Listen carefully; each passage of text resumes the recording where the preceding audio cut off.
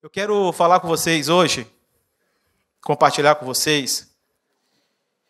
Quero compartilhar um pouco sobre a grande comissão.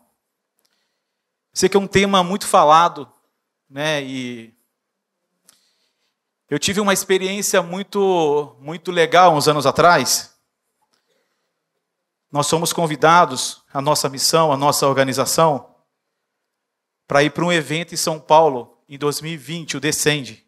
Não sei se alguns irmãos estiveram lá, mas eu estava no estádio no Morumbi. E eu lembro que um dos nossos amigos subiu e ele falou um pouco sobre os povos menos alcançados.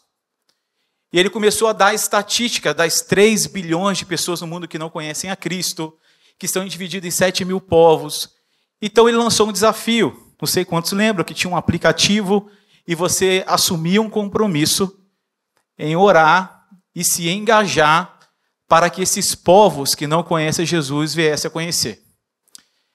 E, para minha surpresa grata, eu vi um estádio levantando as mãos e dizendo: eu quero assumir o compromisso. Eu trabalho com missão há muito tempo, então eu sempre viajei para ir nas igrejas. E no final a gente fazia o convite, vinha 5 irmãos, 6 irmãos. Agora eu estava vendo 60 mil pessoas levantando as mãos dizendo: nós vamos alcançar as nações. E eu fiquei maravilhado, eu disse: uau, eu quero participar disso também, eu quero me engajar nisso, de que forma a gente vai cooperar. Eu fiquei muito animado mesmo, em saber que estava muito perto a vinda de Jesus. Por que eu associei isso à vinda de Jesus?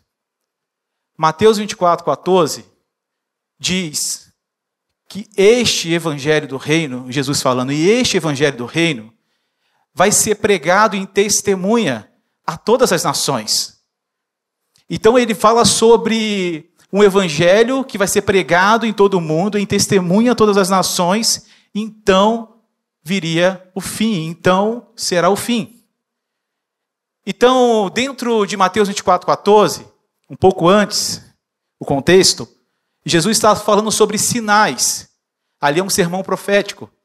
E Jesus está falando sobre sinais que vão indicar o tempo do fim. E o último sinal que Jesus deixa muito claro ali é que o evangelho que alcançou a minha vida e a sua vida, ele precisa chegar até a última etnia, até a última nação. Então, fazendo um paralelo bem rápido para a gente poder pensar sobre isso, a grande comissão, algo que deveria talvez ser pensado, ou alguns irmãos pensam sobre isso, deveria ser pensado por toda a igreja de Cristo. Se nós dizemos que amamos Jesus, que queremos o dia do casamento, queremos encontrar com Ele, queremos que Ele retorne logo, se nós cantamos Maranata, ora vem Senhor Jesus, nós já deveríamos estar engajados na grande comissão. Não é se possivelmente eu tiver um chamado missionário, eu vou me engajar com a grande comissão. Não, a missão de Deus está para todos. Se você nasceu de novo, automaticamente foi te dada uma missão no mundo. Alguns de nós vamos ter que atravessar fronteiras. Alguns de nós teremos que largar a nossa parentela. Só que uma boa parte de nós não. Lá em Atos capítulo 1, versículo 8, Jesus disse: recebereis o poder que há de vir sobre vós pelo Espírito Santo e sereis minhas testemunhas. De novo a palavra testemunha. Tanto em Jerusalém, quanto na Judéia e Samaria, até os confins da terra. Então a missão não é que é primeiro em Jerusalém. Nós começamos em Jerusalém porque estamos em Jerusalém, a nossa cidade. Mas Jesus disse que é tanto em Jerusalém, quanto na Judéia e Samaria, até os confins da terra. Ou seja, tanto quanto e até é algo simultâneo. É algo que precisa acontecer ao mesmo tempo. Enquanto que nós estamos aqui, em Londrina, a missão precisa ser feita aqui. Mas ao mesmo tempo ela é feita no Ceará. Mas ao mesmo tempo é feita lá em Moçambique. Ao mesmo tempo é feita em Angola. Ao mesmo tempo ela é feita nos confins da terra.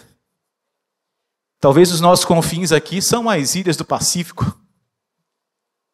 Para os meus irmãos que estão lá na ilha Samoa, talvez os confins deles seja a selva amazônica aqui. Mas o que Jesus está falando é que a missão precisa ser feita em todo lugar, por todo aquele que nasceu de novo. Então nós temos muitos títulos. Nós temos título de irmão, de cristão. Em alguns lugares sofisticou mais, meu mano, meu brother. Aqui tem um nome que também se acopla a gente, que está ligado a gente, que é o nome testemunhas. Nós somos chamados para sermos testemunhas de Jesus. Então, quando eu vi essa galera toda com as mãos levantadas, eu fiquei muito animado, até que o Senhor me fez uma pergunta. A pergunta que Jesus fez para mim é: de que maneira essas pessoas vão? De que forma eles vão? Assim como nós não devemos anunciar o evangelho de qualquer maneira, porque o evangelho tem fundamentos. Assim como nós acreditamos que Jesus deixou as suas doutrinas. Se você ler, por exemplo, o resumo das doutrinas dele, Mateus 5 a Mateus 7. Se você pegar no Sermão do Monte, começa Mateus 5, e ele terminar no Mateus capítulo 7, você ali vai observar o resumo das doutrinas de Jesus. Por isso que quando ele termina o versículo 7, ou o capítulo 7, ele vai dizer: aquele que ouve as minhas palavras e não as coloca em prática, esses são loucos. Por que Jesus chama de loucos esses que ouvem a palavra e não a colocam em prática? Porque eles estão construindo em fundamento alheio. Eles estão construindo a sua casa sobre areia. Isso vai dar problema. Por isso que os rios vão correr, os ventos vão combater contra aquela casa e ela vai cair. Porque ela não tem firmamento, ela não tem fundamento. Porém, aquele que ouve as minhas palavras e as coloca em prática, esses são sábios, porque estão construindo a sua casa sobre a rocha. E nós sabemos quem é a rocha se chama Jesus. E os rios vão correr, os ventos vão combater contra aquela casa, e ela não vai cair, porque ela está fundamentada. Então, assim como as doutrinas de Jesus ela tem fundamento, a missão ela tem fundamento. Nós não podemos fazer a missão de qualquer maneira. O mundo já está cheio de problemas. Nós não podemos levar mais um problema ao mundo. Nós precisamos levar a solução ao mundo. E a solução ao mundo ela tem um nome. Se eu te perguntar, dentro do bairro que você mora, dentro da cidade que você mora, qual é o maior problema? Qual é a maior ausência? Ou então, vamos então mudar um pouco a pergunta, qual é a solução para a minha cidade? Dentro das problemáticas que tem, qual é a solução para a minha cidade? O que a minha cidade mais necessita? Eu vou reduzir ainda mais. No seu ciclo de amizade fora do contexto cristão, o que os seus amigos eles mais necessitam? Eu falei isso lá na escola, nossa escola missionária, e o pessoal disse: cara, onde eu moro, o problema é a violência. Eu não vou dizer que foi um carioca que falou isso, mas o problema era a violência. Eu sou carioca, por isso que eu posso falar. E eu falei: cara, beleza, violência. O outro falou assim: no meu lugar onde eu moro, o problema é alimentação. A ausência de alimentação. O outro falou assim: aonde eu moro, a questão é moral. problema moral é terrível. O outro falou assim, na minha cidade o problema é corrupção. E cada um começou a falar a sua problemática de cidade. Eu perguntava, qual é a solução? O cara que falou da violência falou assim, a solução é paz. O outro da corrupção falou assim, a solução é a justiça, honestidade. E eu falei, vamos ampliar isso para o mundo agora. O que o mundo mais precisa?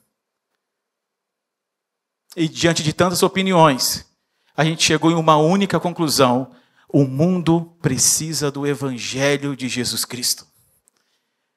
Meus irmãos, o mundo precisa do Evangelho. Sabe o que ainda não cabe na minha cabeça e eu tento pensar todos os dias o porquê não?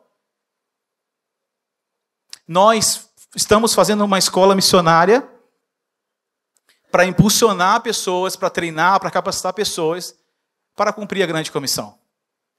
Esse é o nosso maior intuito. É quando terminar a nossa escola, a pessoa que está estudando, ela ser capaz de plantar uma igreja simples em qualquer lugar do mundo. Esse é o objetivo nosso. Se nós queremos ensinar e discipular alguém, queremos que essa pessoa seja mais parecida com Jesus. Para quê? Para que ela possa exalar o Cristo por onde quer que ela for.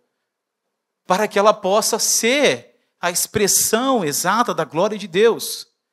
A ser manifesto ali naquele lugar. A gente deseja isso. Porém, meus irmãos, tem uma coisa que vai nos pesar e nós precisamos romper, que é um lugar chamado entre a teoria e a prática. Nós ouvimos e aprendemos, mas quando chegamos na realidade da nossa vida, temos que colocar em prática, parece que existe um abismo entre aquilo que eu sei e aquilo que de fato eu preciso praticar. Então, quando nós voltamos e falamos sobre fundamentos, é para a gente aprender algumas coisas que a vida a qual nós estamos vivendo, que agora não pertence mais a nós, não vivemos mais para nós mesmos, não mais para as nossas vontades, não mais para os nossos anseios, não para os nossos projetos pessoais, agora a vida que vivemos é a vida de Cristo. E se nós vivemos a vida de Cristo, eu não tenho mais o controle sobre a minha vida.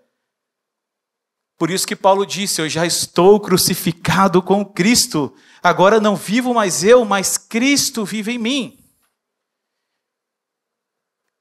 Esquecendo-me das coisas que ficaram para trás, eu prossigo para o alvo. Paulo tinha uma objeção, que era andar com seus olhos fixos em Jesus. E meus irmãos, essa semana, quanto Jesus falou no meu coração sobre isso. Parece que quanto mais idade a gente vai ganhando, quanto mais experiências a gente ganha, mais nós somos tendenciosos a parar de ouvir Deus e agir segundo a força do nosso próprio braço.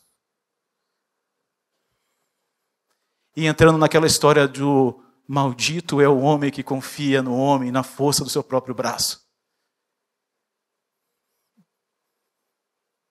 Essa semana eu entrei no meu quarto e olhei para a minha vida, para tudo aquilo que a gente viveu, para tudo aquilo que a gente construiu. E olhei para tudo isso e só tive uma frase no meu coração. Jesus é tudo que eu tenho. Jesus é tudo que eu tenho. Jesus é tudo que eu preciso. Jesus é tudo que eu necessito.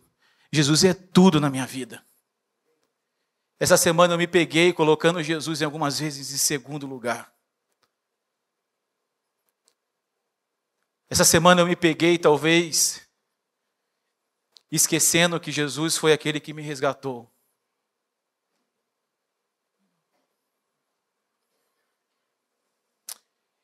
E quando eu olho para esse comissionamento, eu não consigo pensar em outra forma em não participar disso. Quando eu falo sobre essa grande comissão, eu não me vejo como não participar disso. eu não tenho uma justificativa diante de Deus falar assim, não é comigo. Hoje eu aprendi que eu sou indesculpável. E a minha missão hoje aqui é deixar você indesculpável também.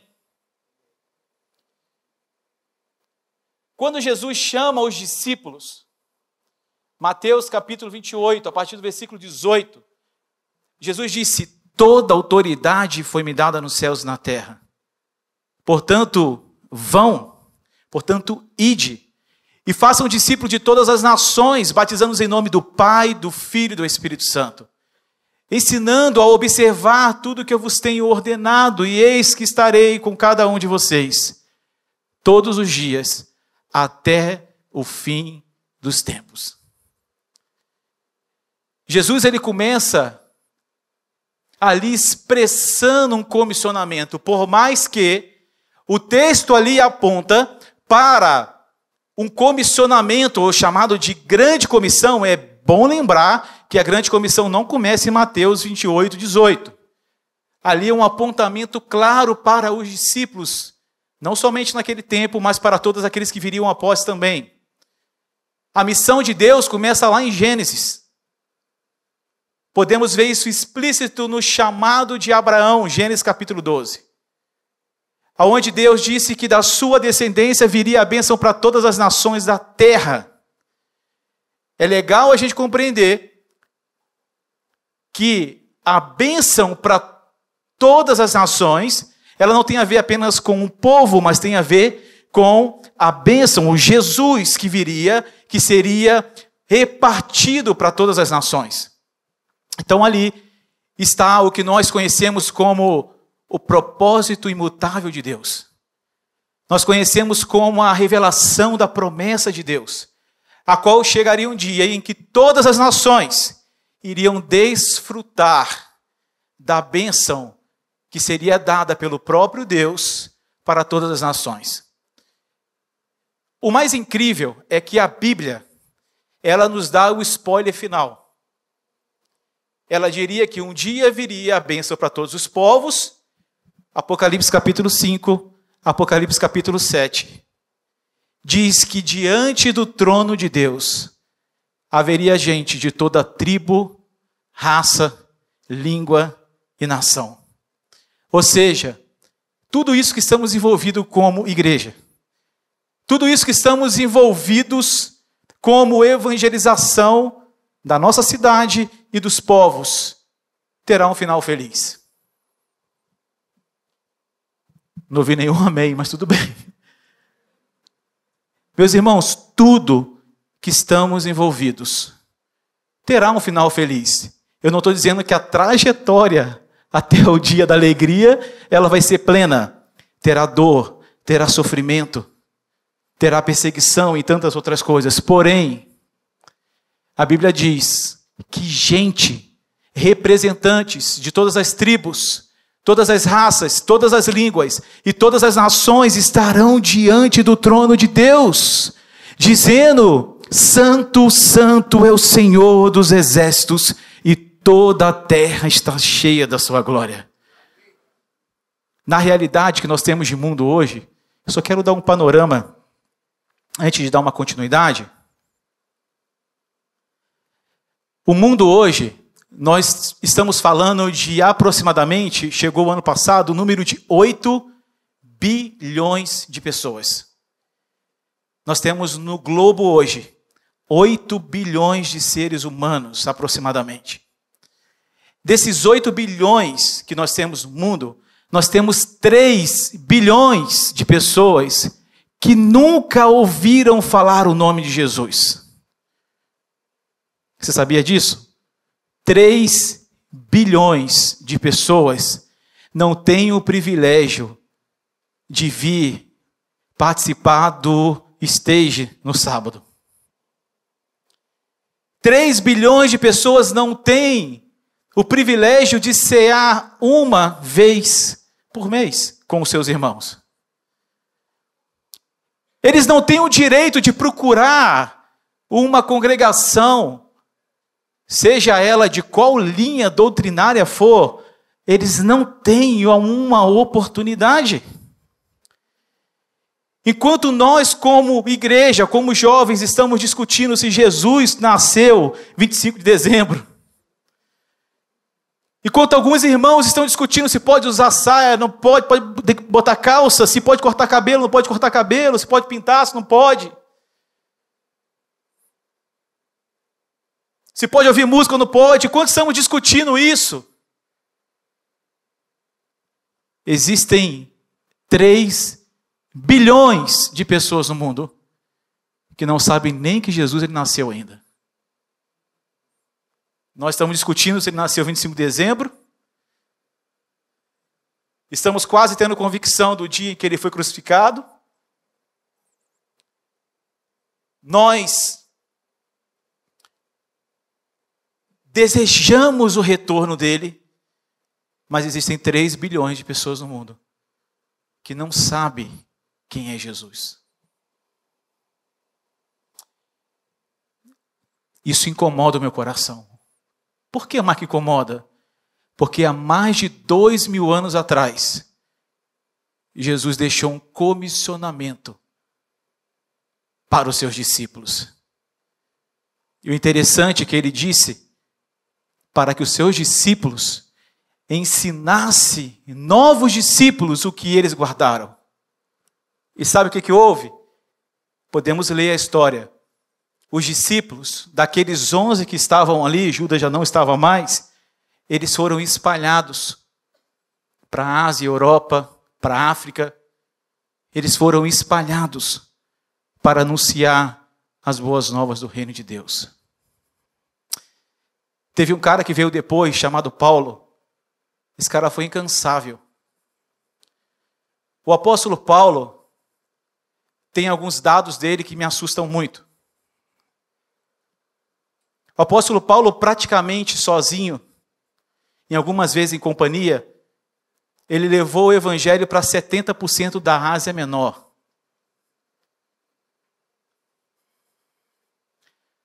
Paulo não tinha smartphone. Paulo não tinha a Bíblia completa. Paulo carregava uns rolos, alguns tinham que ficar no caminho, depois pedia para outros irmãos levarem. Paulo não tinha avião, meus irmãos. Hoje eu posso estar aqui, daqui a 11 horas eu posso estar nos Estados Unidos. Paulo não tinha avião. Paulo, no seu ministério, a gente pode ler lá, ele foi de tudo um pouco. Ele foi humilhado, ele foi apedrejado, ele foi preso. 70% das suas cartas, esse número marca muito, 70% da vida de Paulo. 70% das suas cartas, Paulo escreve preso. Só que a impressão que eu tenho lendo as cartas de Paulo é que ele está em frente ao mar da Galileia, sentado numa cadeira de praia com uma água de coco, dizendo, com muita alegria eu vos escrevo. Eu tive o privilégio de ir num lugar onde supostamente Paulo ficou preso, em Roma. Meus irmãos, dá calafrio só de chegar perto. Um calabouço, um buraco, frio, úmido, asqueroso, um lugar terrível. E Paulo escreve dizendo que ele se alegrava de estar ali, porque até mesmo os guardas estavam recebendo da boa notícia. Por isso que quando eu olho para Paulo, eu vejo como esse ministério da continuidade. Alguém que compreendeu, Paulo não estava presente ali na grande comissão. Então isso nos deixa muito em alerta que a grande comissão dada àqueles que estavam ali, não ficou somente para eles, mas para todos aqueles que se tornariam discípulos depois. Depois dos discípulos, todos que se tornaram discípulos assumiram esse posicionamento de serem comissionados.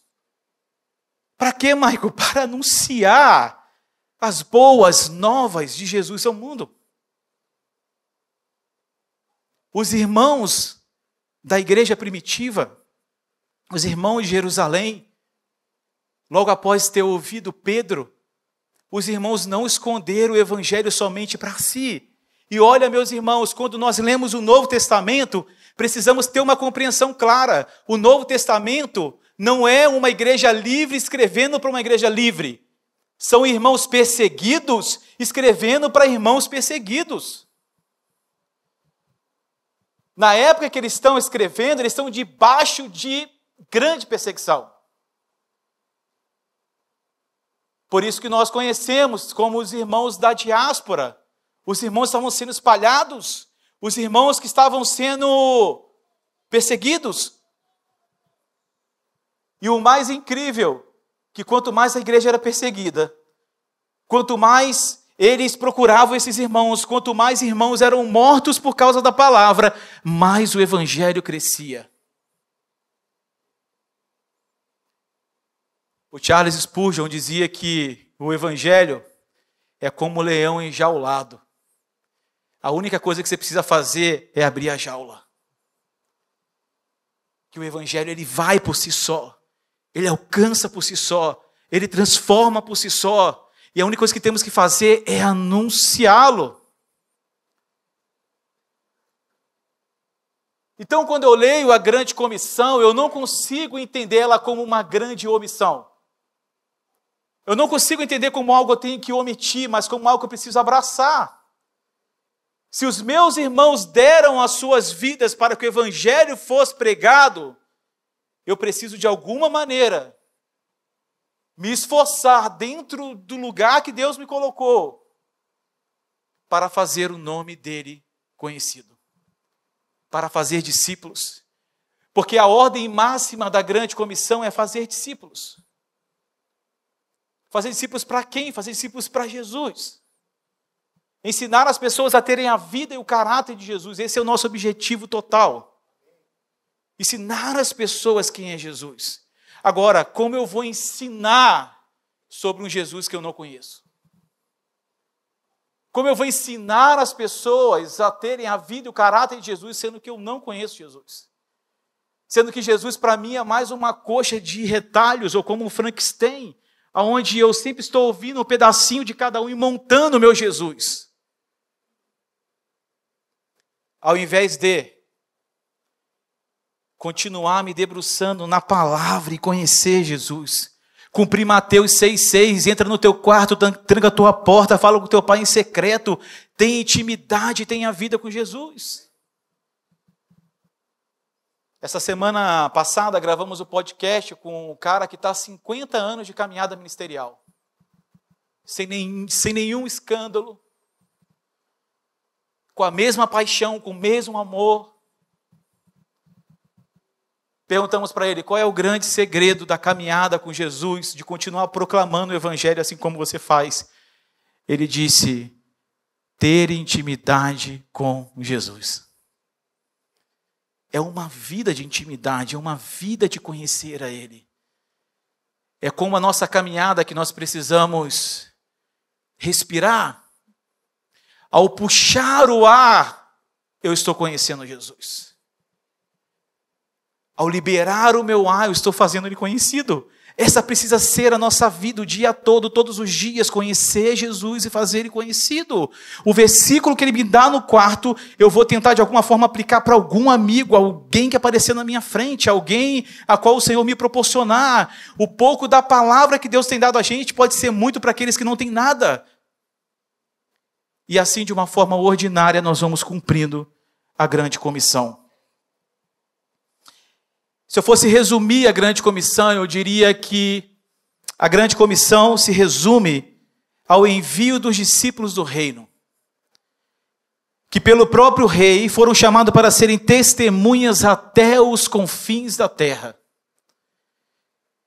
É o envio alicerçado na autoridade do Filho do Homem, o Deus e Rei, aquele que envia os seus súditos para a sua missão. E os participantes dessa missão apostólica, eles são empoderados pelo próprio Espírito de Cristo, a fim de pregar o Evangelho e fazer discípulos a todas as etnias, batizando-os e instruindo com base na doutrina de Cristo. Por isso que a missão da igreja, ela começa em Jerusalém, no dia de Pentecostes, quando o Espírito foi derramado, e ela vai durar até o fim desta era. Aquilo que iniciou, que deu start em Pentecostes, não terminou. Ela vai durar até o fim dessa era. E quando vai chegar o fim desta era? Quando o evangelho do reino for pregado em testemunha a todas as nações. Quando o nome do Senhor for conhecido e adorado por todos os povos da terra. Isto é, quando Jesus voltar para este mundo, a fim de estabelecer o seu reino eterno sobre as nações. Ah, que desejável dia, irmãos. Que desejável dia, quando o meu amado, quando o seu amado retornar. Eu não sei se você tem expectativas sobre esse dia, eu tenho muitas expectativas. Eu acordo pensando, será que é hoje? Será que hoje é o dia que eu vou encontrar com o meu amado? Por isso que hoje eu, a minha esposa, os meus filhos, estamos totalmente engajados na missão de Deus. Agora, no momento, estamos servindo a nossa igreja local, com todo o nosso coração, com todo o nosso amor. Nos últimos anos, tivemos o privilégio de plantar igrejas no sertão do Brasil, em comunidades que nunca tiveram nenhuma igreja antes. Comunidades sertanejas, comunidades quilombolas, de entrar em comunidades onde as pessoas, de fato, algumas ou todas, não sabiam quem era Jesus. E, gente, que privilégio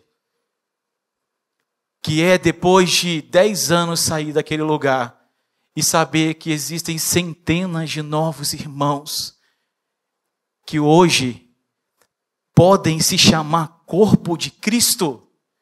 E que um dia eu e eles, nós, junto com vocês, estaremos na Nova Jerusalém.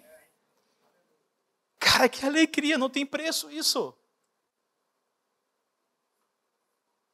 Não tem preço isso. Quando Jesus nos dá essa missão, esse comissionamento, nós estamos falando ali que existem 4 fundamentos. Eu quero passar por esses 4 fundamentos bem rápidos, para a gente poder dar continuidade naquilo que o Senhor irá ministrar hoje. Tem até que horas aqui? Mais? Tem umas quantos minutos?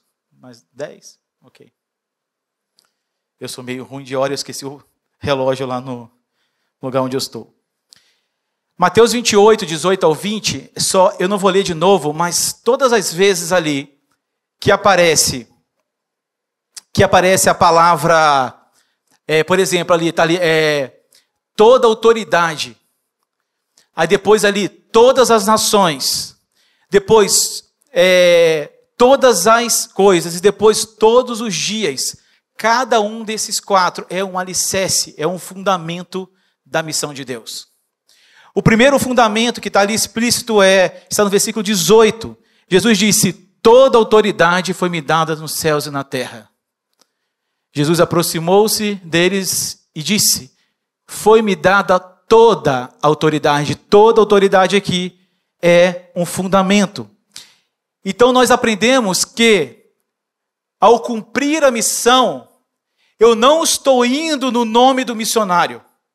Eu não estou indo no nome do pastor, eu não estou indo no nome do apóstolo, eu não estou indo no nome do evangelista, eu estou indo na autoridade de Jesus.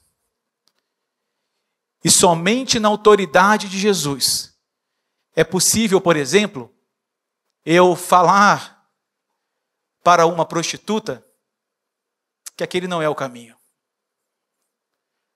Só na autoridade de Jesus eu posso dizer a um muçulmano, por exemplo, que Jesus é o Messias, Ele é o Filho de Deus e que Ele é o Salvador do mundo. Eu não posso fazer isso no nome do teólogo.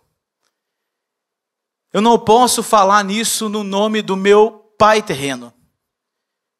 É só mediante a autoridade de Jesus que eu posso reafirmar e caminhar na minha missão e pregar o Evangelho.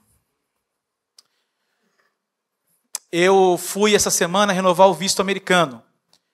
Quando eu cheguei lá, tinha um cara querendo entrar para poder conhecer. Aí eu lembrei de uma história antiga. Imagina comigo, ele queria entrar, só que ele não tinha um papel para fazer entrevista naquele dia. Então, ele não pode entrar, é lógico. Eu lembro, uma vez eu pensando sobre isso, sobre autoridade, só para a gente compreender um pouco melhor a autoridade aqui de Jesus. Se você hoje desejar entrar para conhecer o consulado americano, por exemplo, eu vou entrar no consulado americano. E se você não tiver nenhum tipo de autorização para poder entrar, você não pode entrar. Porque aquele ambiente, aquele lugar, aquele território ali, ele pertence também aos Estados Unidos. Então você não pode entrar ali de nenhuma maneira. Eu sou brasileiro, essa é minha terra, eu vou entrar. Você não vai entrar. Agora imagina comigo. Você está passeando aqui em Londrina, no shopping, e de repente você encontra nada mais, nada menos do que o presidente dos Estados Unidos. E você chega para o presidente e avista ele e fala assim, cara, eu tenho um sonho que é entrar no consulado. Se eu conseguir falar com ele, conseguir uma carta dele, se eu conseguir uma autorização dele, eu vou. Aí você chega lá e você pergunta ao segurança dele, será que eu posso falar com ele? O segurança te pergunta o que é, você explica, e por bondade de segurança ele fala, pode ir lá falar com o presidente dos Estados Unidos. Você chega lá, o presidente fala assim, eu tenho um sonho, que é conhecer o consulado americano. Então o presidente ele vai te olhar e falar assim, mas que sonho bobo, né? Mas tudo bem, eu vou te dar uma autorização. Aí imagina, o presidente dos Estados Unidos, ele assina uma carta, uma autorização, com um carimbo especial que só ele tem, e ele te dá essa carta, e no outro dia você chega para esse mesmo guarda lá, olha para ele e fala assim, eu quero entrar. Ele fala, não pode. Você vira e fala, eu tenho a carta do Donald Trump. Eu sei que alguns aqui iam fazer isso com mais, né? Aí ele vai olhar para a carta, e essa não é a assinatura do Donald Trump mesmo? Cara, esse selo só ele que tem. Eu encontrei com ele no shopping, e ele me deu a chancela, a entrada. Aí ele fala, tudo bem, bem-vindo, né, ao consulado americano, vamos entrar, vamos tomar um café. E você conhece ali, por quê? Porque alguém, um representante maior autorizou você. 2 Coríntios, capítulo 5, versículo 20, a Bíblia diz que de sorte nós somos embaixadores do reino de Cristo. Você sabe o que é o embaixador? Um representante legal de uma nação em outra nação.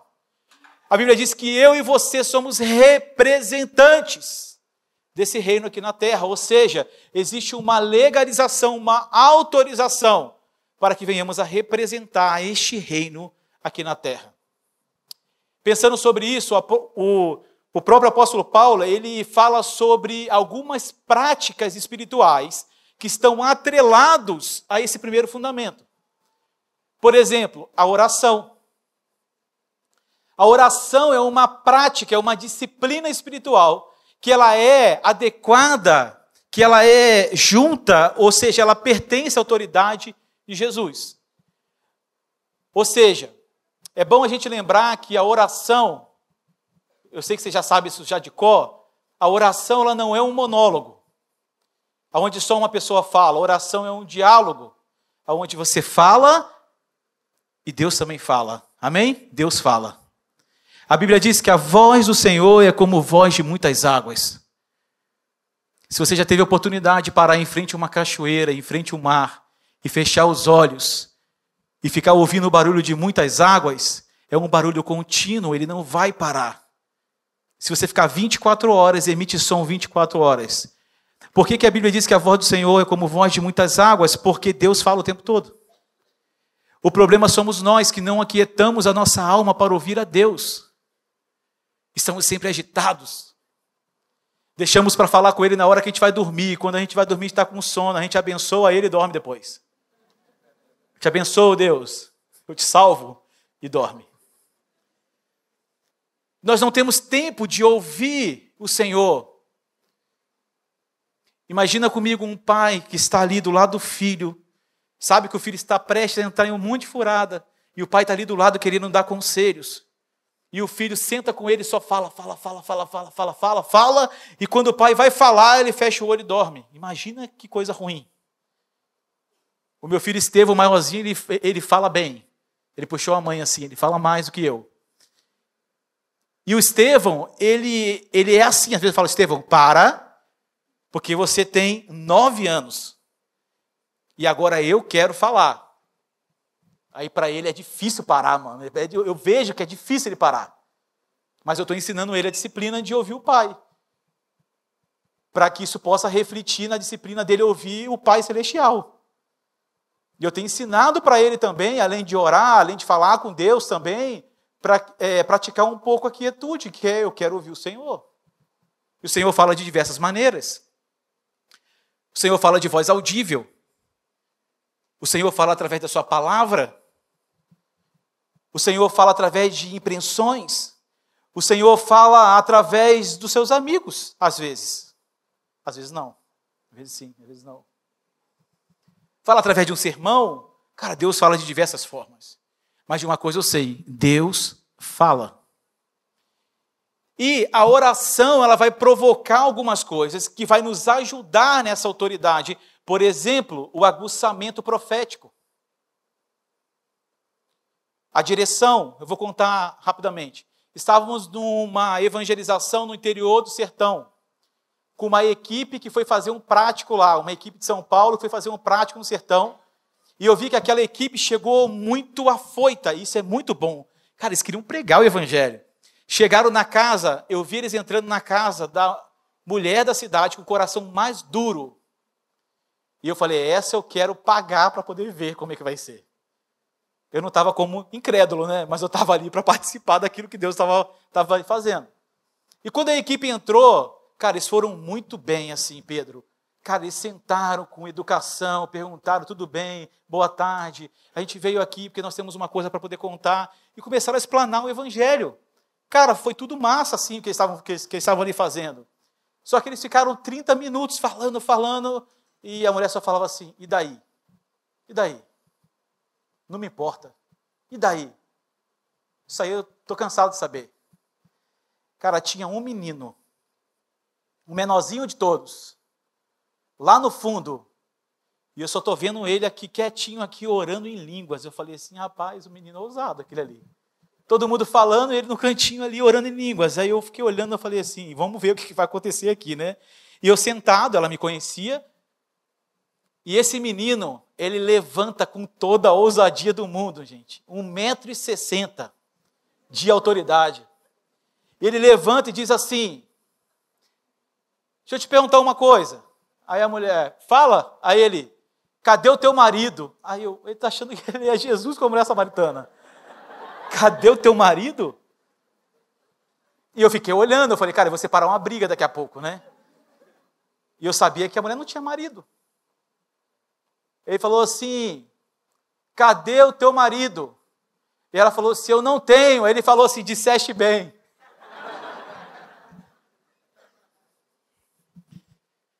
Ele falou assim, você não tem marido porque você não quer perdoar o teu marido. Você tem um coração duro. Você sabe que você errou também, assim como ele errou. Por isso, os seus próprios filhos não querem morar com você. Mano, ele começou a falar a vida da mulher toda. Parecia as irmãs do Coque. Cara, quando ele começou a falar, eu fiquei assustado, porque eu não conhecia a história. Mas a mulher que estava toda fechada, ela começou a se quebrar todinha. Ela não tinha argumentos, ela só falava assim, quem que te contou? Quem que te contou? Nem o pessoal da cidade sabe. Ele falou assim, esse Jesus que os meus amigos estão falando aqui com você. E ele me disse que se você hoje abrir o seu coração, se você perdoar o teu marido, ele pode salvar não só você, mas sua casa inteira. Meus irmãos, 6 meses após, eu tive o privilégio de batizar ela, o marido e os filhos, para a glória de Deus.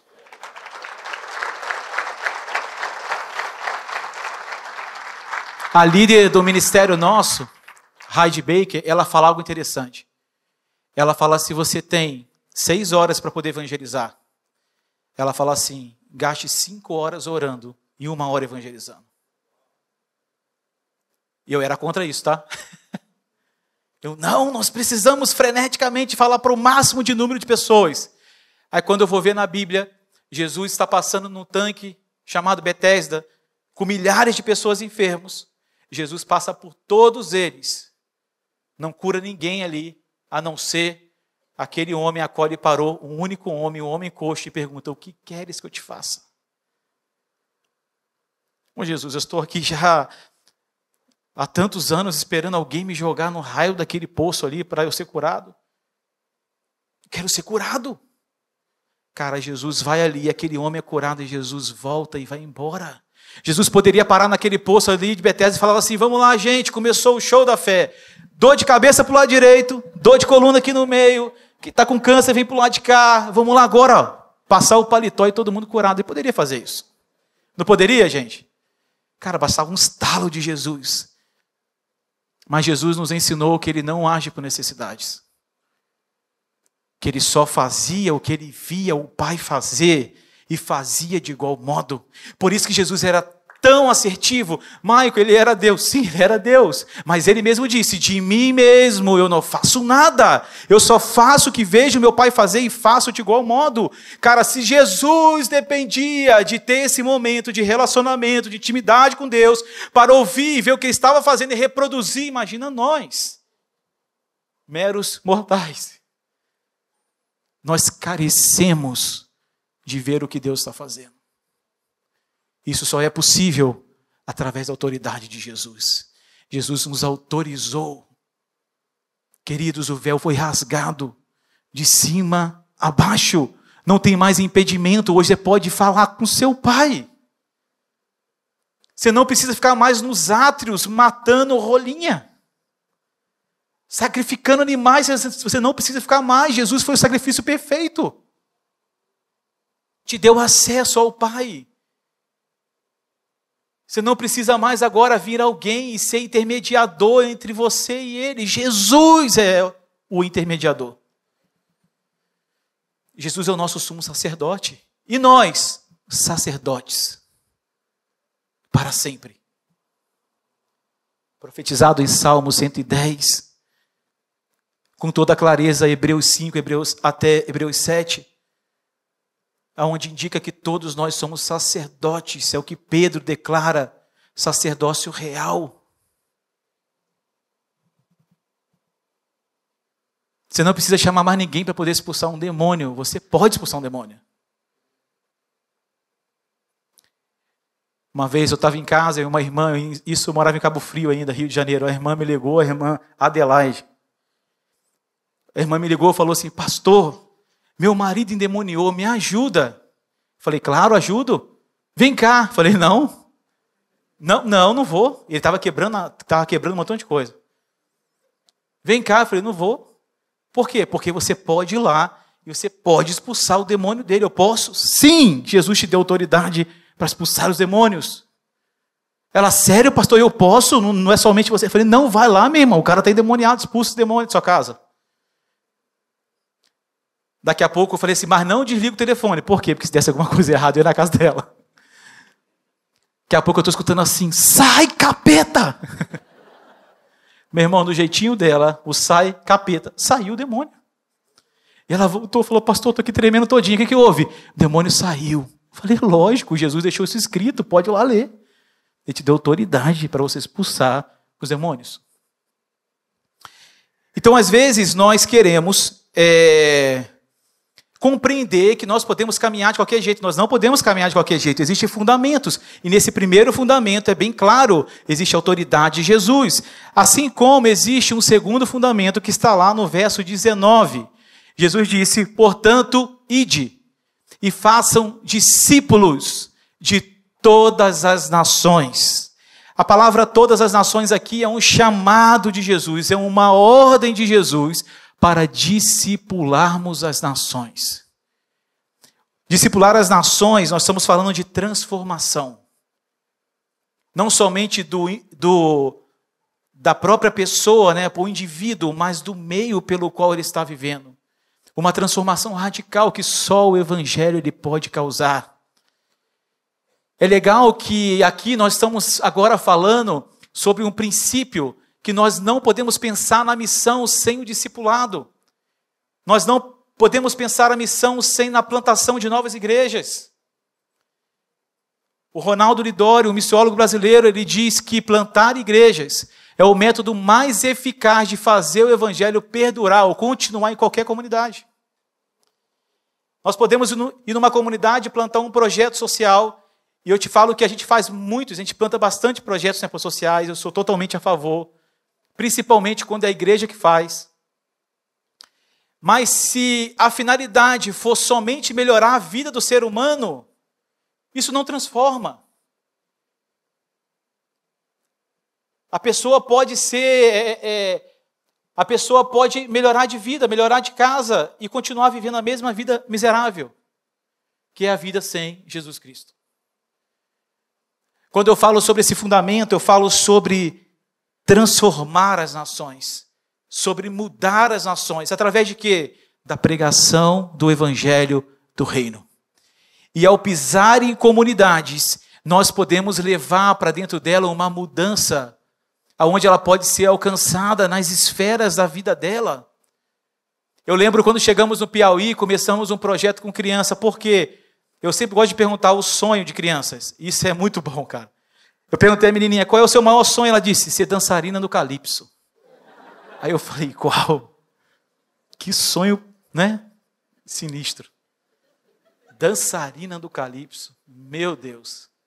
E eu fiquei pensando, eu estou falando do sertão do Piauí, 470 quilômetros da capital Teresina. Eu falei assim, o sonho dela é ser dançarina do calypso. E agora, que eu não vou poder ajudar a realizar esse sonho. Nem Jesus vai poder ajudar ela. E nós ficamos pensando de que maneira nós poderíamos fazer isso. Ela queria ser dançarina. E a gente pensou assim, cara, seria lindo ter uma escola de balé, né? E o John Stott, ele fala algo interessante, ele diz que a igreja tem todos os meios para transformar qualquer comunidade, mas infelizmente está sentada nos nossos bancos. Todos os projetos que nós queremos aplicar na comunidade, na cidade, dentro da nossa igreja, nós temos todos os profissionais necessários. Todos os recursos necessários estão aqui entre nós. Nós não precisamos de mais nenhum novo, por isso que Jesus, quando vai lá em Mateus capítulo 9, ele ensina os discípulos a rogar o Pai da Seara, para que o Pai da Seara envie os trabalhadores. Porque os trabalhadores já estão aí. Talvez estão dormindo. Talvez estão ocupados com outras coisas. Talvez estão ocupados com a sua própria vida.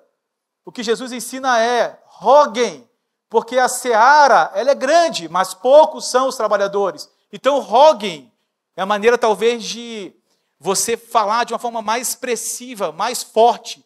Roguem ao Senhor da seara, para que Ele envie, para que aconteça o equibalo, para que os trabalhadores vão. Então, Jesus está nos ensinando isso por quê? Porque existe a demanda, que não são todas que nós temos que fazer, mas existe a demanda específica pelo qual o Senhor confiou a gente.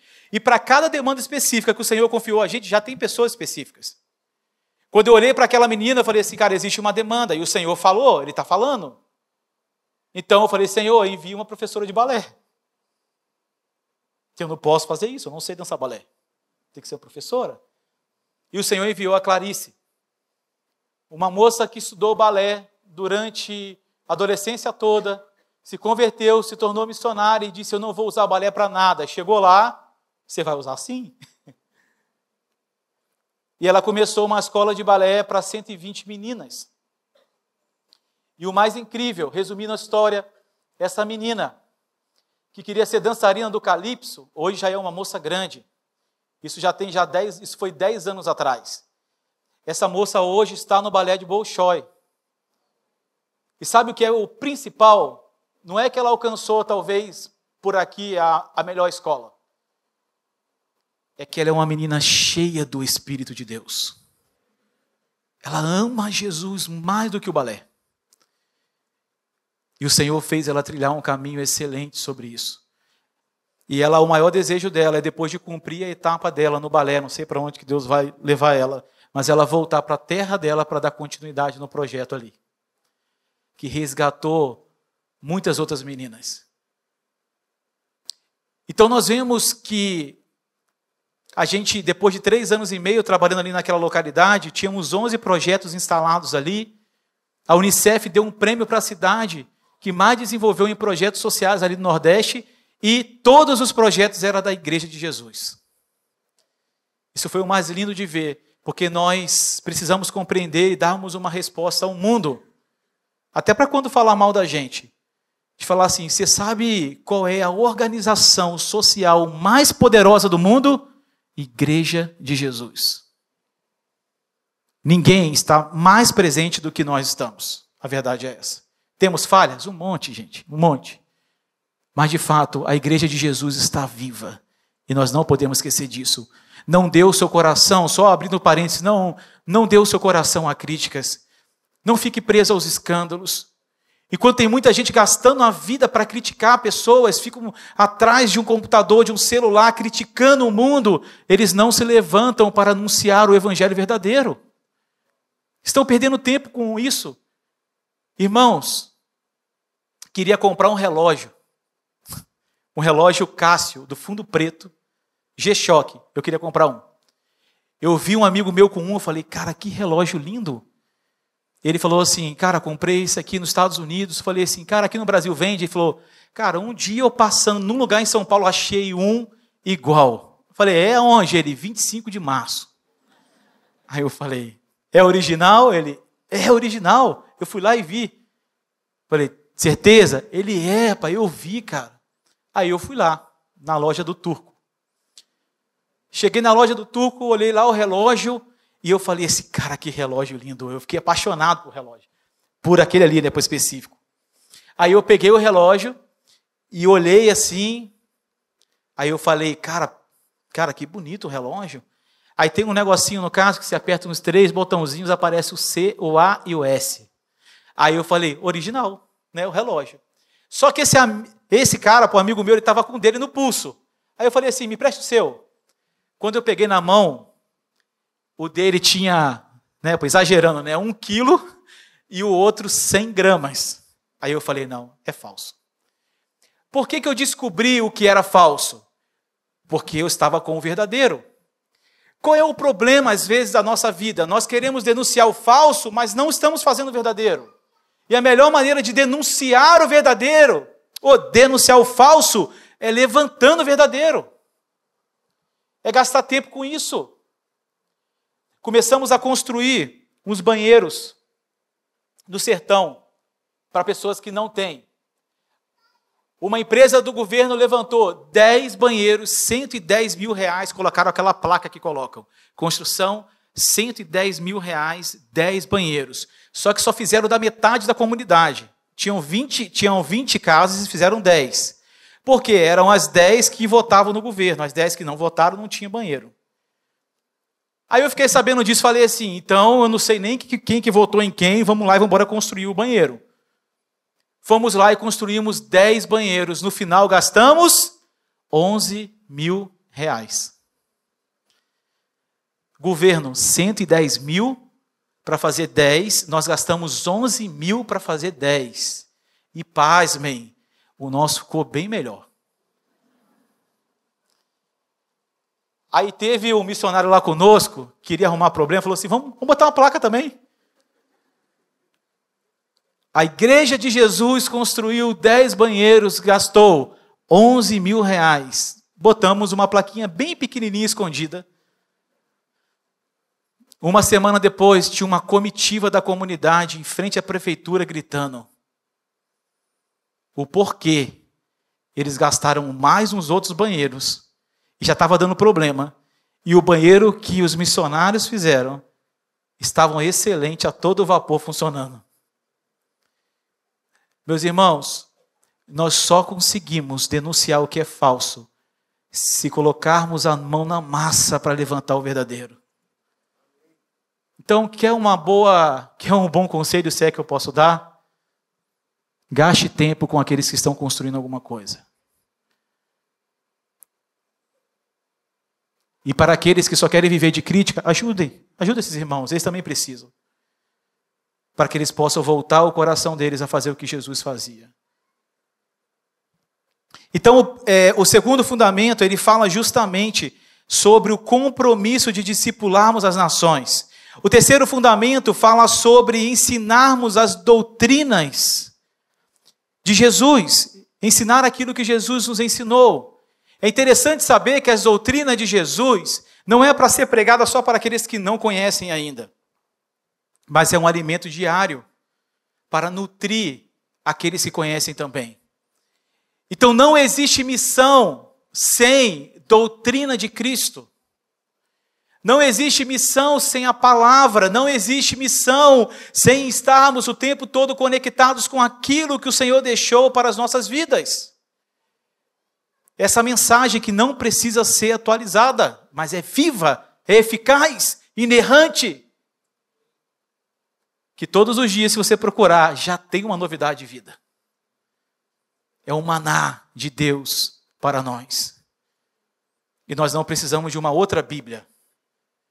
Nós não precisamos de nenhum ensino que as pessoas possam dizer que é semelhante, porque não há. A Bíblia é a palavra de Deus.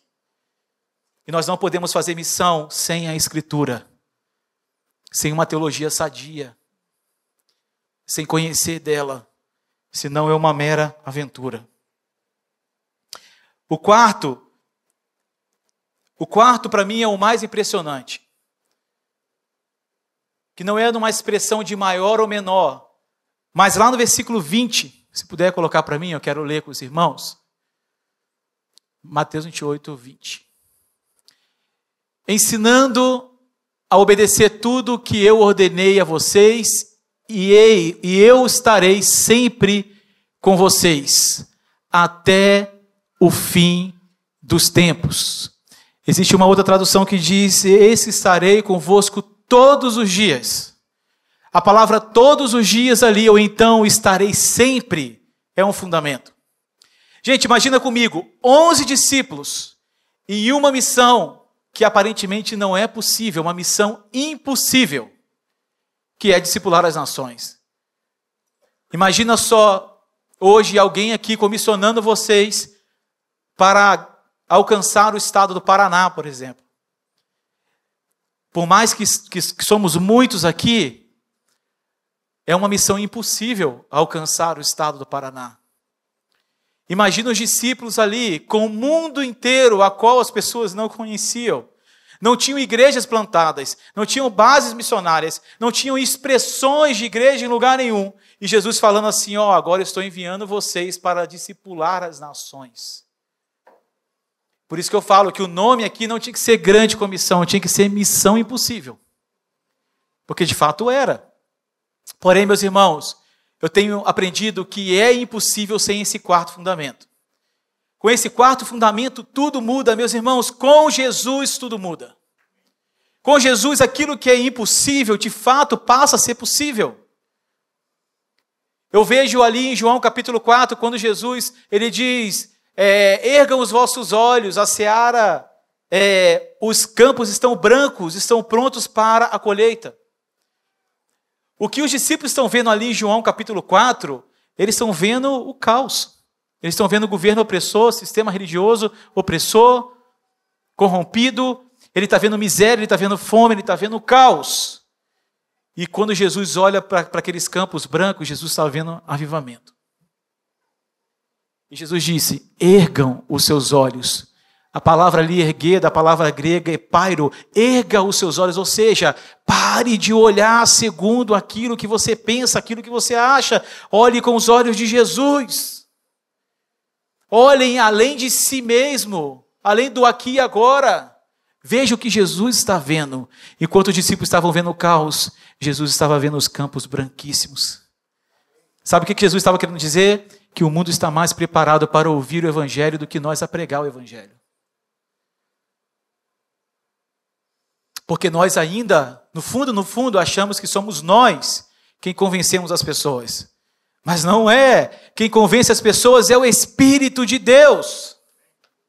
O Espírito Santo, meus irmãos.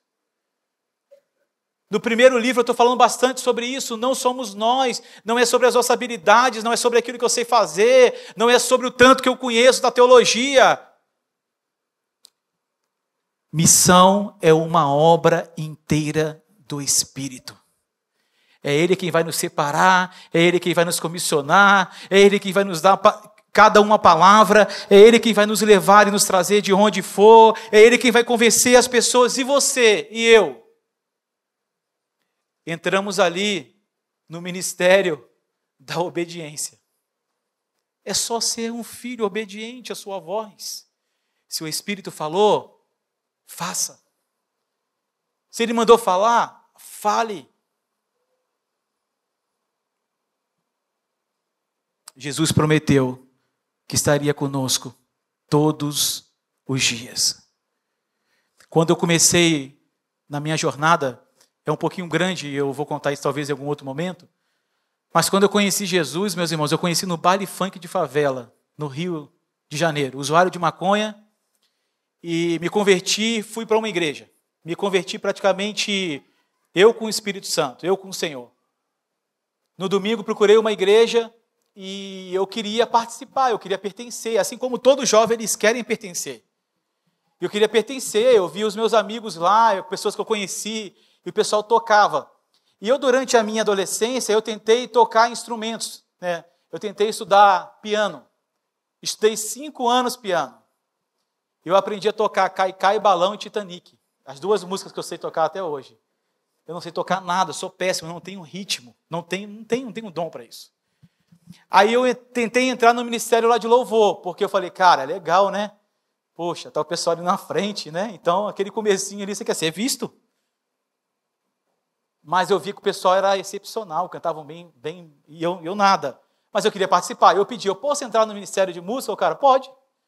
Né? Eu era o zero à esquerda. Ele falou assim, eu não vou perder o Maico. Então vem, Maico, entra. E eu entrei.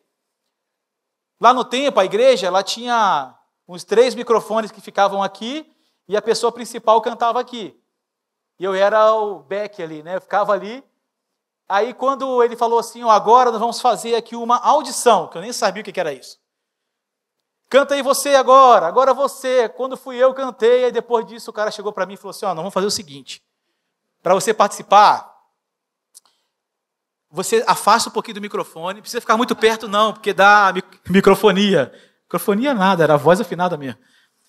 Aí você não precisa cantar, você só ora. Na hora que precisar. Eu vou te dar um sinal e você ora, tá bom? Na hora, eu não sou bobo, né? Eu fui criado da Baixada Fluminense, do Rio de Janeiro, na favela. Eu falei assim, cara, beleza, tudo bem. Aí eu lembro que eu sentei, cara, depois, fiquei triste, imagina um menino triste. 18 anos, triste. Aí eu pensei, cara, que legal, a galera que mexe no som. Vou fazer um curso de sonoplastia, e fiz. Falei, vou participar do som. Aí eu cheguei lá para ele e falei, seu Vinícius, eu sei que eu canto mal. E não precisa me segurar aqui. Mas, mano, acabei de fazer um curso de sonoplastia, agora eu sou sonoplasta. Me deixa participar. Aí ele, lógico, a gente está precisando. Gente, no segundo culto eu queimei a caixa de som. Cara, que tristeza que deu. Aí, eu lembro que naquele dia o cara me chamou assim, não queria me perder. Sabia que, né, o cara do mundo que chegou agora. Ele falou assim, Maico, olha só, vou fazer o seguinte, não precisa mexer aqui na mesa de som e nada aqui não. Por enquanto você está ganhando experiência, fica lá naquele cantinho lá, porque você tem ouvido bom. Aí você fica dizendo assim, aumenta um pouquinho, diminui, dá aqui um ganho aqui. Aí eu falei, entendi, esse cara não quer que eu fique aqui também. Cara, naquele dia eu fui para casa, assim, Pedro, triste, chutando as latinhas lá na praça, lá na rua. E eu lembro que eu cheguei em casa e falei, Senhor, eu não sirvo para isso não.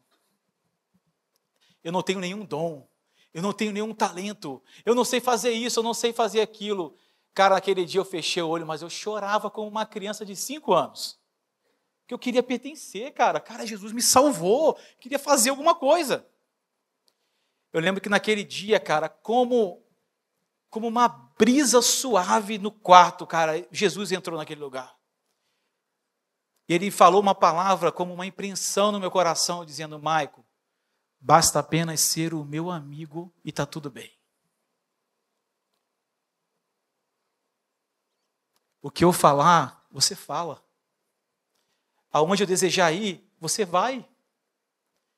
Naquele dia eu fiz a oração mais perigosa da minha vida, Pedro. Eu disse assim, Jesus, corajoso, né? Aonde você desejar ir no mundo, eu irei. Nos lugares mais escuros que você desejar ir, eu vou. No mais perigoso, eu vou. Eu estou disponível a ser o seu amigo e andar onde você desejar andar. Para que eu fui orar para aquilo? Foi o terror da minha mãe até hoje. Estava contando para o Pedro, eu fui para o Iraque, depois a gente vai contar um pouco. No ano de 2015, o Estado Islâmico, brigando com o exército curdo e uns missionários doidos ali infiltrados no meio. O Senhor me levou para lá. Fizemos trabalho na Rocinha, no Rio de Janeiro, muitos anos, em lugares perigosos. Viajei para o Oriente Médio, Síria, Líbano, em alguns outros lugares. E todas as vezes que eu estou numa situação de perigo, eu lembro. Jesus me leva para os lugares mais escuros. E eu tenho aprendido que isso só é possível na nossa caminhada. De ver o que o Senhor está fazendo e participar daquilo que o Senhor está fazendo, se de fato a gente crer nesse fundamento, que Jesus está conosco todos os dias.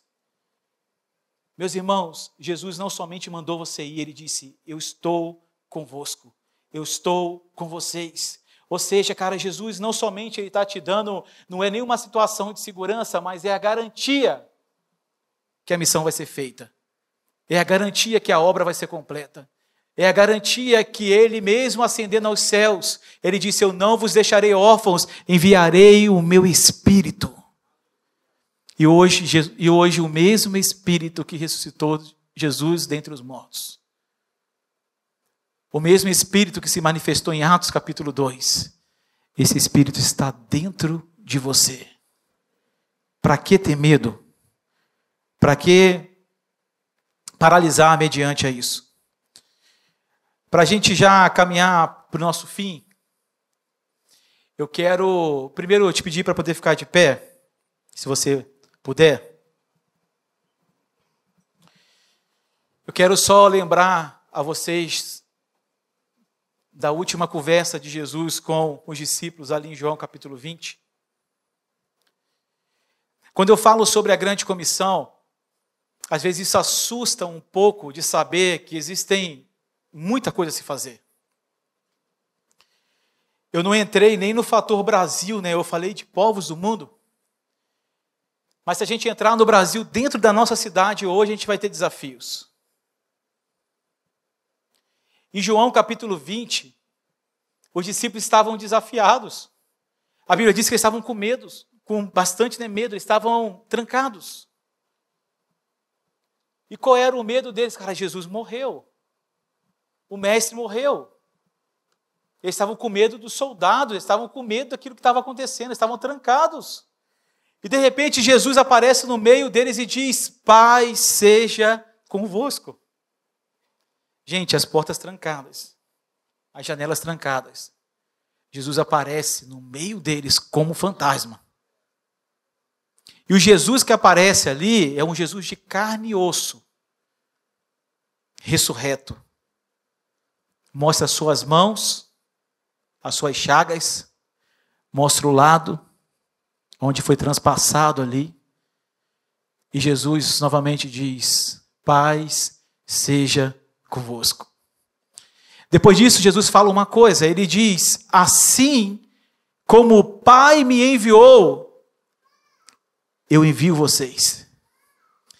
Meus irmãos, se da primeira vez, se eu tivesse ali no meio, da primeira vez eu já ia tentar fugir. Porque um fantasma apareceu ali no meio. Mas após ouvir a voz de Jesus, com certeza eu iria acalmar a alma, mas essa segunda palavra de Jesus iria mexer mais comigo do que Jesus aparecendo ali a primeira vez. Porque Jesus disse, da mesma maneira. De que maneira o Pai enviou o Filho? Como propiciação, como sacrifício, como uma ovelha muda para o matadouro. Eu teria pensado no momento, eu não sou capaz. E é isso que os discípulos com certeza estavam pensando ali. Eu não sou capaz. Eu não sou capaz de cumprir a grande comissão. Eu não sou capaz de pregar o evangelho. Eu não sou capaz de falar nem para minha mãe. E Jesus sabia disso, que de fato eles não eram capazes. Por isso que esse quarto fundamento, ele está totalmente associado a esse. Porque a Bíblia diz que logo após, Jesus soprou sobre eles o Espírito Santo. Jesus soprou sobre eles o Espírito Santo. Jesus estava colocando sobre eles um selo, uma autenticação, uma autorização. E Jesus disse, recebam o Espírito. E a gente vê no desdobramento após isso. Jesus pedindo para que eles não se ausentassem de Jerusalém. Jesus passa 40 dias ali com eles, ensinando coisas concernentes ao reino de Deus. Atos capítulo 1. Atos capítulo 8, Jesus fala que eles precisavam ser testemunhas. Atos capítulo 2, o Espírito Santo vem e logo após Pedro se levanta para pregar o evangelho e 3.000 judeus se converteram ao Senhor. E a igreja de Jesus começa a nascer em Jerusalém. Não de uma maneira fácil, assim como eu disse aqui, perseguida. Avançou para outras localidades, chega em Antioquia, onde tem uma expressão a qual Jesus já tinha anunciado em Atos capítulo 1, versículo 8, a preocupação de atingir todos os povos. Mas, meus irmãos, nem os discípulos, nem Paulo e Barnabé, nem os outros, eles eram suficientes. Ou então, autossuficientes para anunciar essa boa notícia ao mundo. Essa notícia, ela só pode ser anunciada de uma forma eficiente e eficaz se eu e você estivermos cheios do Espírito Santo de Deus.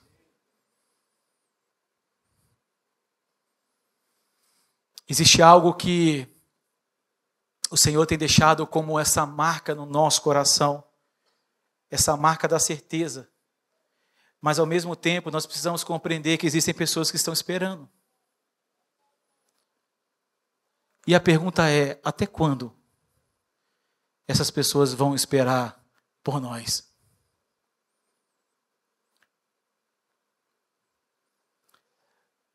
A última história eu prometo para a gente poder orar. Eu estava numa comunidade quilombola. Essa comunidade quilombola, ela nunca tinha sido alcançada por Jesus antes. Ninguém nunca tinha ido pregar o evangelho. E o método da gente evangelizar é por relacionamento. Então nós entramos de casa em casa e sentamos com os irmãos, conhecemos a história deles e assim nós pregamos o evangelho. Isso talvez pode durar semanas ou meses, mas é um processo de, aos poucos, falando ali do evangelho. A última casa da comunidade, que na verdade era a primeira entrando, e para a gente que começou da última, era a última casa. E eu lembro que todos os dias eu passava naquela casa, eu olhava para aquela casa e dizia assim, um dia eu paro aqui, mas eu era o primeiro a sair porque eu estava fazendo um trabalho de mestrado, então eu não poderia parar ali, então eu tinha que sair cedo. Só que um belo dia eu estou voltando a pé, andando por ali, quando eu cheguei em frente a uma casa, parece que minha perna travou, eu não conseguia mais andar. E eu apressado, porque eu tinha que encontrar com outros amigos para poder fazer o trabalho, eu não conseguia. E o trabalho eu tinha que fazer, eu não podia parar, porque já estava perto já da gente poder apresentar, entregar, e eu tinha que ir. Só que minha perna travou, cara, eu falei, cara, só pode ser o Espírito. E quando eu olhei para o lado, a casa dela era uma casinha aquelas casinhas de barro, tinha um cercadinho aqui de madeira, e lá eles colocam uma cordinha para poder amarrar o cercadinho de madeira. E eu em frente à casa, eu chamei, eu falei assim, cara, eu vou chamar para ver se tem alguém aqui, eu vou ter que parar. E eu chamei o de casa, bati, né, quando a gente não sabe o nome, o de casa. Aí eu bati palma e de repente uma senhora lá dentro, ela falou, ei, entra meu filho. E o sertão é justamente assim, gente, sertão é uma coisa incrível. As pessoas nem te conhecem, elas mandam você entrar, te dão uma cadeira, um café, um pedaço de bolo e perguntam, o que você está fazendo aqui? É tudo que o missionário quer. Um café, um bolo, um banco, uma pergunta dessa. E ela chamou, vem cá, entra. E eu fui, tirei a cordinha lá do portão e entrei e sentei. Na hora que eu sento para poder começar a perguntar, me conta um pouco a tua história, cara, o Espírito Santo ministrou meu coração assim, prega o evangelho hoje para ela. Aí eu falei, eu tenho que fazer o trabalho da faculdade, eu pensando, né? Eu naquela luta ali, eu falei, tá bom. E ela começou a contar rapidamente algumas coisas, eu falei assim, ó, eu estou aqui com um objetivo hoje. Eu nem era para estar aqui, porque eu não paro sozinho. Nós temos eu falei para ela assim, a gente tem uma maneira de trabalhar que é só de 2 em 2. Assim como Jesus ensinou em Lucas 10. Eu falei, cara, eu não posso parar aqui sozinho. Mas o Senhor mandou eu parar aqui, eu preciso te contar uma coisa. Gente, eu comecei a falar de Jesus para ela, a contar de Jesus para ela. E eu fui falando como se eu contasse para uma pessoa que nunca tinha ouvido antes.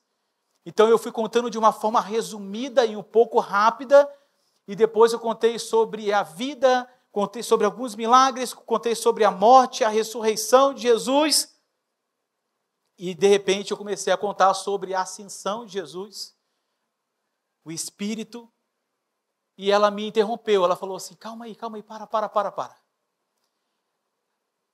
Jesus é real, Ele está vivo. Eu falei, está vivo. Calma aí.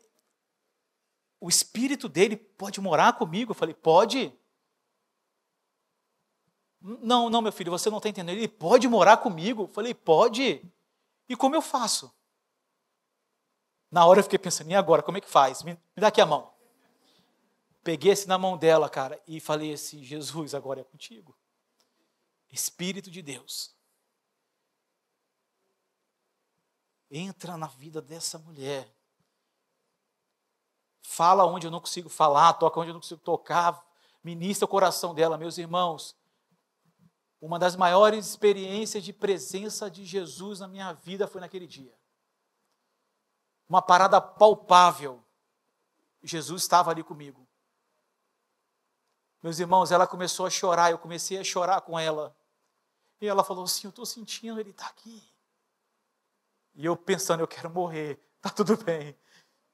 E, gente, depois daquele momento ali nosso, eu falei assim, cara, começou a escurecer, eu preciso ir embora. Eu falei assim, ô dona Maria Josefa, me perdoa, mas eu preciso ir embora. Porque eu vou ter um trabalho agora e tal. Falou, meu filho, pode ir, está tudo certo, pode ir embora. E, meus irmãos, eu saí de lá e fui para minha casa. Isso foi na quarta-feira. Quando foi no sábado, eu fui na feira, e quando eu estou comprando as frutas, eu escuto, ô menino, vem cá.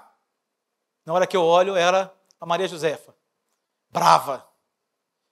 Vem aqui. Nordestina brava, eu falei, vou, claro. Cheguei lá perto dela e ela falou assim, por que você não foi na minha casa antes? Aí eu falei assim, ô dona Maria, eu te expliquei, né? Porque eu não podia vir sozinho, eu tinha que ter um outro irmão para poder vir comigo. E ela falou assim, há 20 anos eu moro sozinha. Meu marido morreu há 20 anos atrás, eu não te contei isso. Os meus filhos estão morando em São Paulo, e eu vivia num quarto escuro, numa solidão. E eu estava cada dia pior, quase morrendo. Não conseguia trabalhar, não tinha ânimo nem para poder comer. Mas, Maico, eu tive a melhor semana da minha vida. Tinha anos que eu não sabia o que era ter uma noite tranquila. Mas naquela noite, o Espírito Santo me ajudou e eu dormi. Eu dormi como nunca dormi antes, cheguei a sonhar. Quando eu fui tomar café da manhã, Jesus estava comigo. Ela falou assim, Jesus estava comigo, eu senti, Jesus estava comigo. E eu pude falar, eu pude conversar com alguém. Na hora eu pensando assim, ela ficou mais crente que eu. E ela falou assim,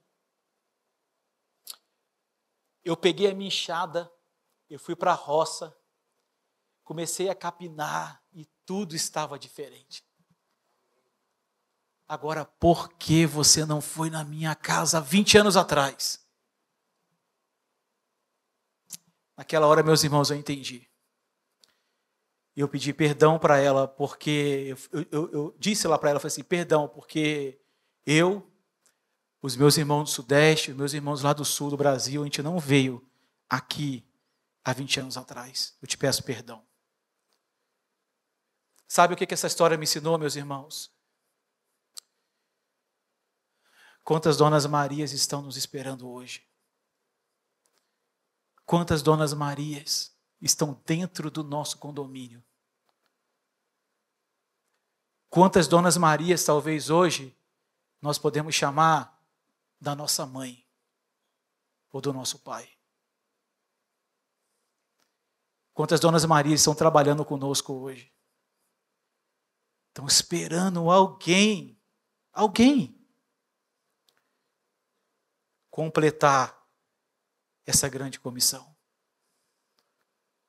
E até quando nós vamos terceirizar aquilo que nós temos que realizar? Até quando nós vamos esperar alguém? Até quando nós vamos clamar por uma outra pessoa, sendo que a resposta é você mesmo? Até quando nós vamos acreditar que existem pessoas que têm um coração tão duro que não podem ser alcançadas pelo Espírito de Deus? Quem está falando com você aqui é um cara que era ateu, um cara que não acreditava em Deus, que usava droga e se converteu numa favela. Cara, se Deus transformou o meu coração, Ele pode mudar de qualquer um. E eu vou ainda mais, se Deus mudou o teu coração, Ele pode mudar de qualquer pessoa. Nós temos agora um conjunto de coisas. Nós temos o Espírito e nós temos alguém clamando. A pergunta é, quem vai ser a resposta? Quem vai ser a resposta? Impelido desse Espírito para anunciar a boa nova de Jesus às outras pessoas. Eu quero que nessa noite você saia daqui encorajado, não porque alguém falou, mas porque o Espírito está dentro de você. Porque o Espírito te capacitou para você ser uma testemunha de Jesus. E eu não estou colocando nenhum peso sobre você. Eu estou falando para que você possa viver o maior privilégio que nós podemos viver na nossa vida, que é anunciar o Evangelho. Quando nós comemos num lugar bom, a gente quer contar para um outro amigo, cara, que hambúrguer sensacional que eu comi. Quando a gente vê um vídeo engraçado, passando lá no Instagram, a gente quer mandar para algum amigo, não é assim? Agora, por quê que nós não temos a mesma sede de comunicar a maior notícia de todos os tempos? A maior necessidade do mundo. Por que ainda estamos presos e não cumprir aquilo que Jesus deixou para a gente há mais de 2000 anos atrás? Sabe qual é o lema que eu carrego na minha vida? Eu quero completar a tarefa. Eu quero completar a tarefa que Jesus deixou para mim há 2000 anos atrás, que é discipular as nações da terra. Amém?